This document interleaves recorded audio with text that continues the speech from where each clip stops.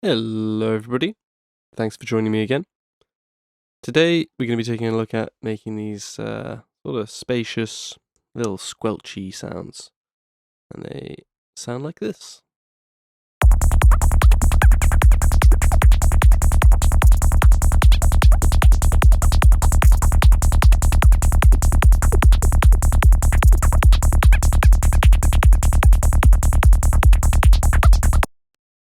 Okay, so here they are on their own.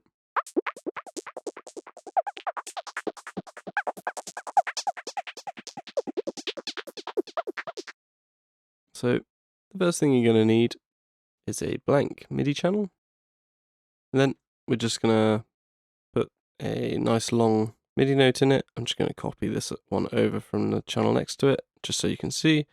It's a long D sharp, because that's the key we're working in at the moment. Just mute the old channel.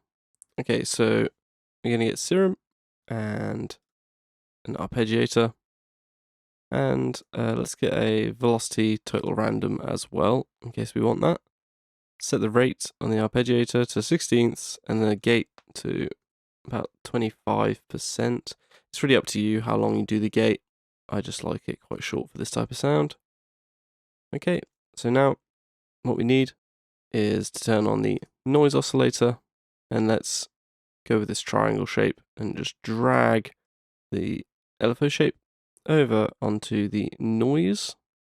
There we go. So now we've got this triangle shape in here as a modulator.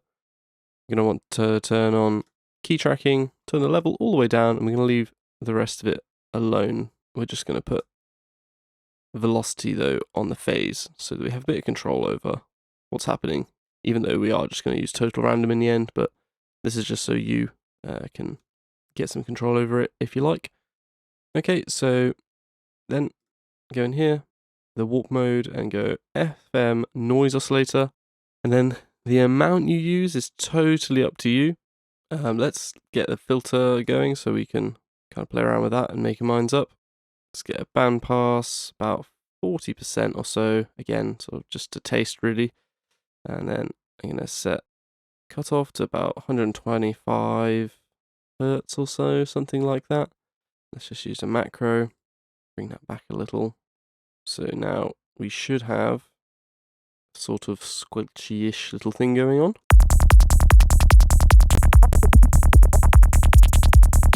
Let's get it on its own.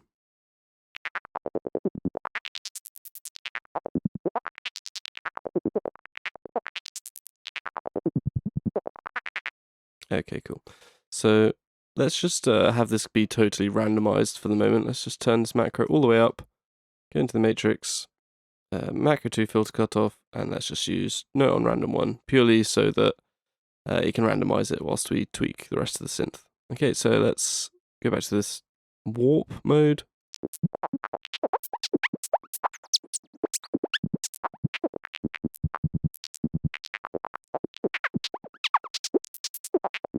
Okay, so I like it pretty much anywhere between 50 and sort of 70 or so percent. Let's just go with 60. Nice timbre going on. Okay, cool. And then also what I want is, let's have macro 2 on the coarse pitch by about 19, 20 odd points, which is already on anyway. And let's just have that be note on random for now as well, just purely so I don't have to manually control it for the video. Okay, so let's have a listen to it.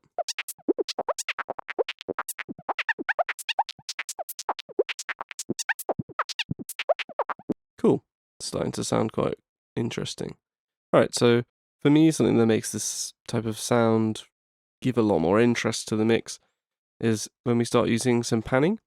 So let's go pan, note on random 2, and let's go into the matrix and set it to about 70 odd points of panning. So it's never going all the way left or right. There's always going to be a little bit in both channels.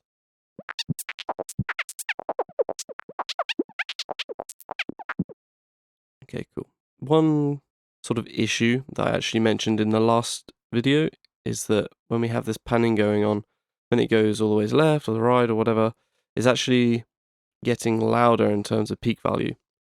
So that can be a bit of a pain sometimes when you're coming to mix the sounds. So there is something we can do that I did show up in the last video, however that was in Vital, to sort of remedy this. So what we can do is get a pair of LFOs, as long as you have a couple of spare LFOs.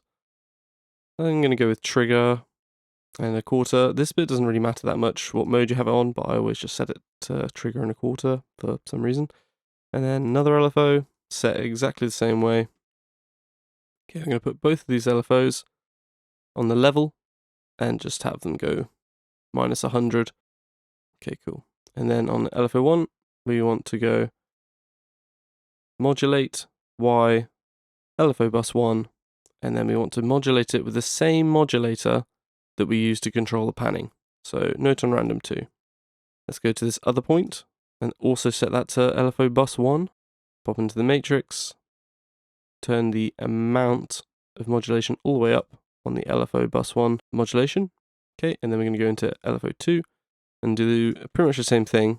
We're going to go modulate Y, but LFO bus 2, note on random 2. But this time, we're going to have it go the other way. So, sort of negative version of that. Don't forget to do the other point as well. So these should both be LFO bus 2, LFO bus 2, LFO bus 1, LFO bus 1. If that was a bit confusing for you, I don't blame you. All it means is that when any panning happens, it's going to turn down the oscillator.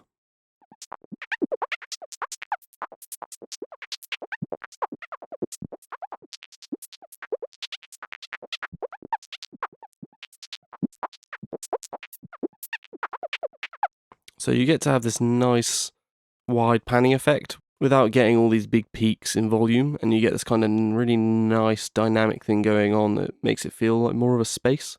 It also comes in handy as well because when we come to use, I'll just put on some EQ very quickly. When we come to use delay, the delays that are happening to the left and the right will just be a bit quieter. So again, helping us to keep the signal a sort of healthy peak value, and also giving us this nice dynamic feeling.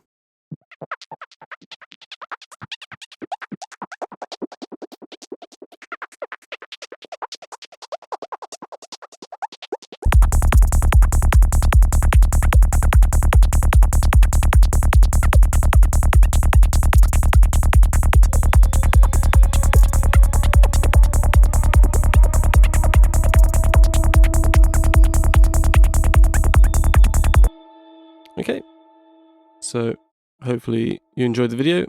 Hopefully that's all useful to you. Don't forget to like and subscribe and come and join the Discord server. And yeah, otherwise I shall see you next time.